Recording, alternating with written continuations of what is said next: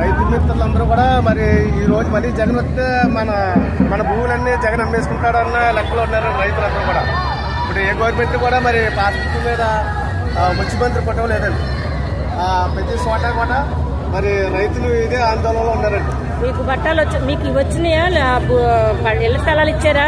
ఇళ్ల స్థలాలు కాదండి మేడం గారు, మామూలు రైతులు వీటి మీద పుస్తకాలు మీద ఏసీ అమ్మం వచ్చలేదండి.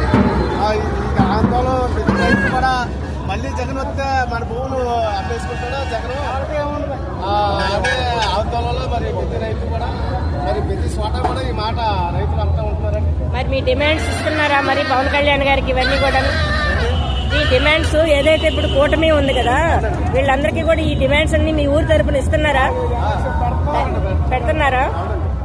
మరి రేపు పవన్ కళ్యాణ్ గారు వచ్చినప్పుడు కూటమి ప్రభుత్వం అంటే తెలుగుదేశం ప్రభుత్వం కూడా ఉంటుంది అంటే చంద్రబాబు